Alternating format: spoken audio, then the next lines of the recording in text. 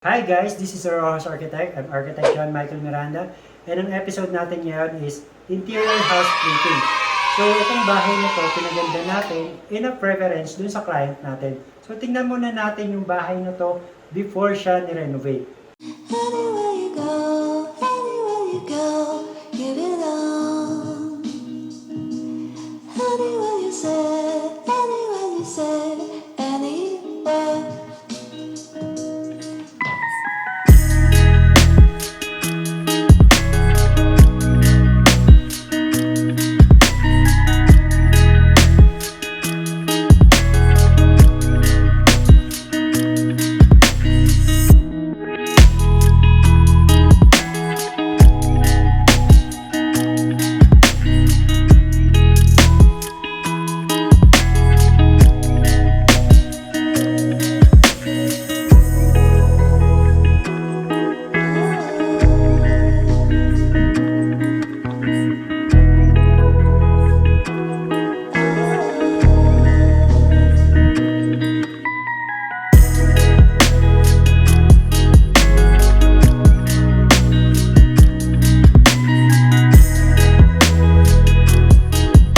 Nandito tayo ngayon sa kitchen.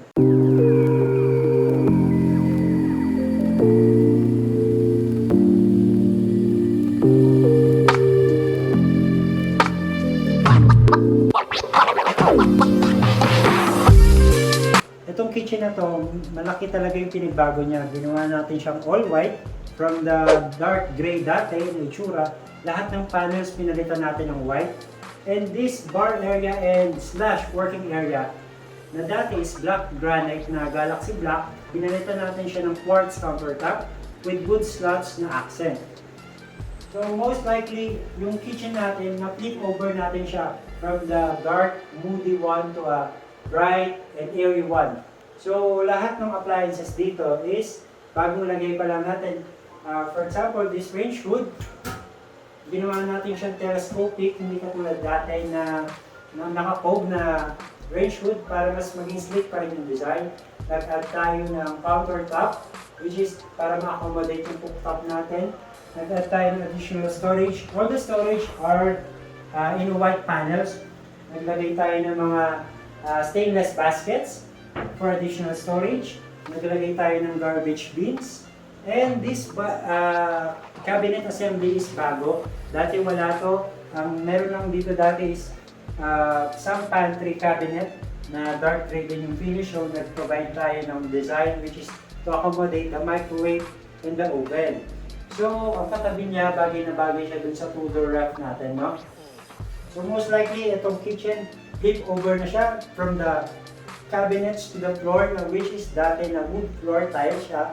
So I suggested to the client na baguhin yung tiles natin from the dark wood to a lighter one na magko-complement dun sa buong flooring niya, which is the white 80x80 porcelain tiles.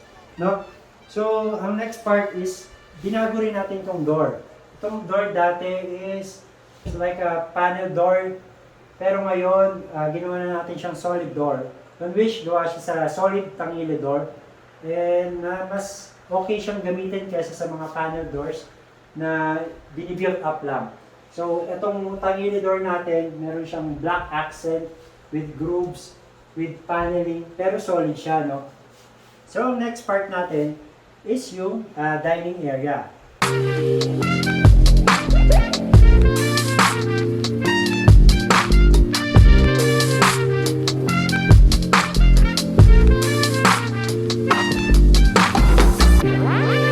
So, sa dining area, makikita natin na nandito yung bagong dining set natin, which is complemented din sa design natin, sa marble-like design, and the dining chair. And mostly, ang pinaka nakaka-attract dito sa dining area natin, yung padded wall area natin, na dinesign ko rin, na para maging mukha siyang elegant, at the same time, modern pa rin yung feels niya. Dito naman sa drop natin na chandelier na matte black finish para mag-complement siya dun sa mismong area. So makikita natin dito, itong stairs natin, sa una is steel railings lang. na round bar.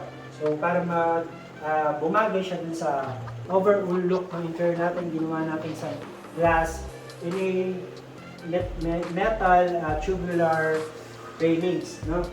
Itong understairs, nung una wala to, so nag-provide lang tayo ng additional storage for the shoes ng clients, for the luggage, or anything na pwede nyo pang i-store. So dito na tayo sa part ng living area.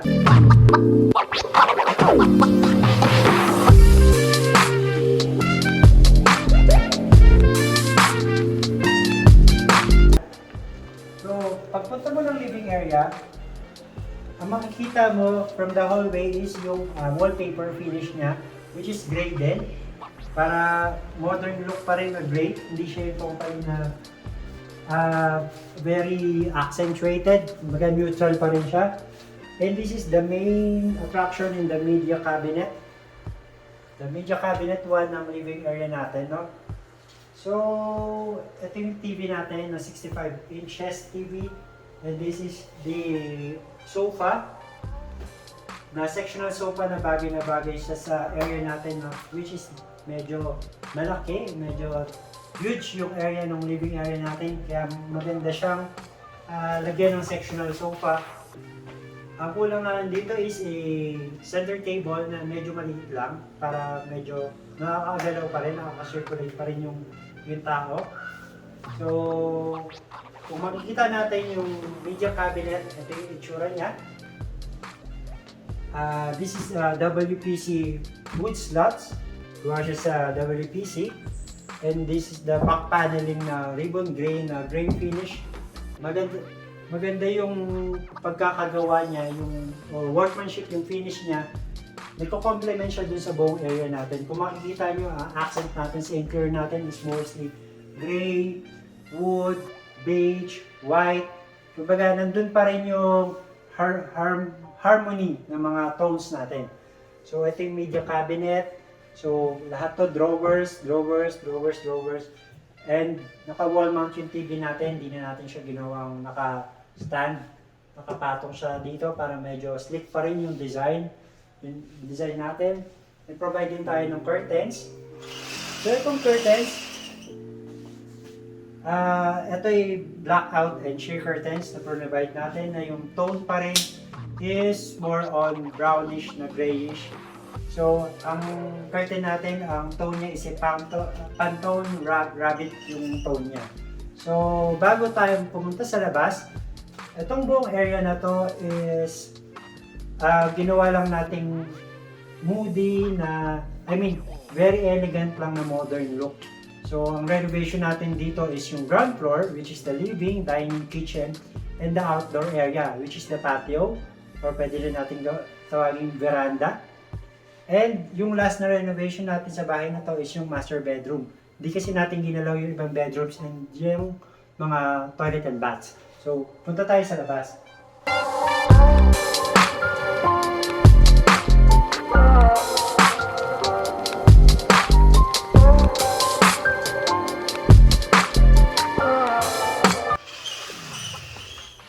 So, ito yung pinaka main attraction naman sa labas, no?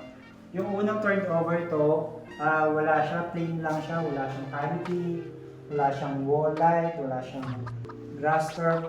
Ang pinaka dinesign ko dito, maglagay ng artificial grass turf para dito naka-accentuate yung mga furniture niya.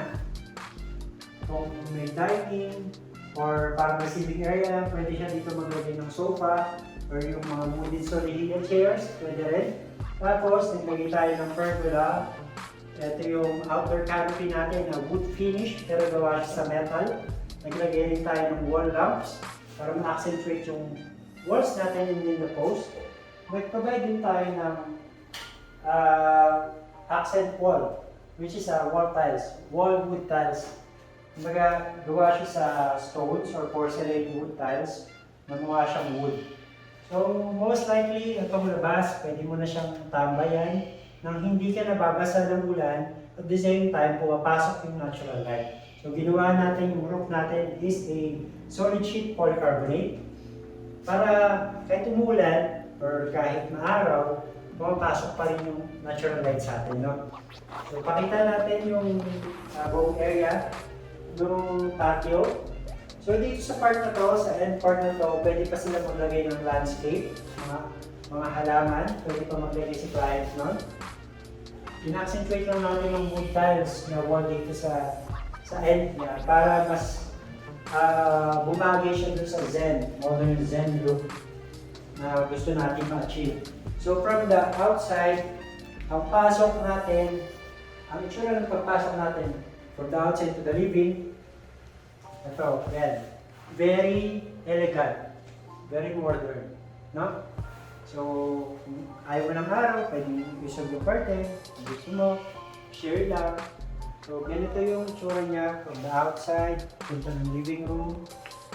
So, pupunta na tayo ng dining ulit. Dining area. So, same theme.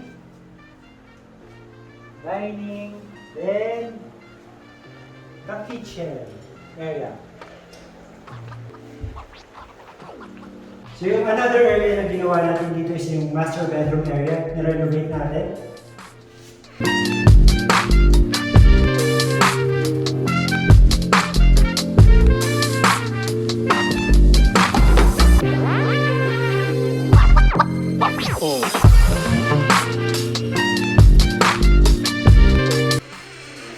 So pagpasok mo nandito yung bago nilang sliding closet with mirror and laminated panel.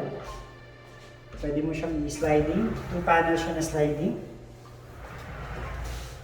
Pwede siyang both ways. Okay. Then, pagpasok mo, meron tayo ditong wallpaper area. Naglagay tayo ng wallpaper para complement din siya dun sa babang area natin.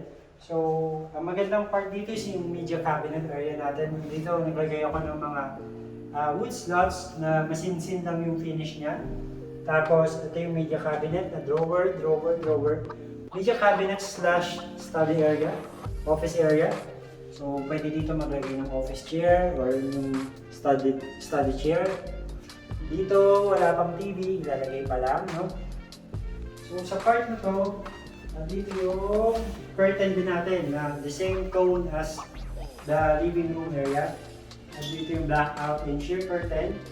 Naglagay tayo ng display niche on which meron din siyang mga LED strip lights to lit up the displays. Kung meron kang ilalagay na frames, displays, decors, pwede mo ilagay. And ito yung accent sa headboard area niya is yung mga wood slabs na WPC. And the headboard, ito yung upholstered headboard natin on which kulang na lang ng mattress na 6 to 8 inches na mattress. Itong bed natin is a king size bed na 80 by 80 inches yung mattress niya. So pag ikot mo, makikita mo nandito yung side tables. Yung side tables niya merong drawers. May drawers. So pwede ka dito maglagay ng books, ng telephones, ng telephone line. So yung view niya from here is ganito. Nakita rin yung wallpaper area niya. Yan. So, ito yung media cabinet. Ang kulang na lang is yung TV, yung study chair, and that's it. No? So, nag-provide din tayo ng foam lighting para mas maging elegant yung dating, mas maging cozy yung dating. Kasi nung una, plain white ceiling lang to. Tapos yung mga ilaw niya, and another, yung ilaw niya is ginawa kong cool white. Lahat ng tones ng ilaw niya. Hindi na ako naglagay ng daylight, which is very office yung feels pag daylight kasi. So lahat yan, MR16 bulbs na 5 watts, na sufficient na siya dun sa area natin. Kasi marami na siya. So, most likely, ito na yung pinaka renovation natin. Hindi siya